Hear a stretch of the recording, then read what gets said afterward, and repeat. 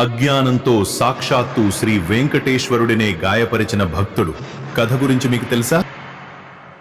తిరుమల పర్వతంపై శ్రీవారి సేవలో తరిస్తూ జీవించిన ఒక మహాభక్తుడు ఉన్నాడు. ఆయనే శ్రీ అనంతాళ్వార్. అనంతాళ్వార్ తిరుమల కుండపై శ్రీవారి ఆలయానికి వెనుకవైపు నివసిస్తూ రోజూ స్వామివారికి పూలమాలలు సమర్పించేవారు.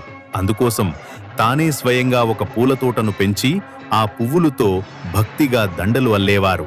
ఆ తోటకు నీళ్లు అందించేందుకు తన భార్యతో కలిసి ఒక బావిని తవ్వడం ప్రారంభించారు.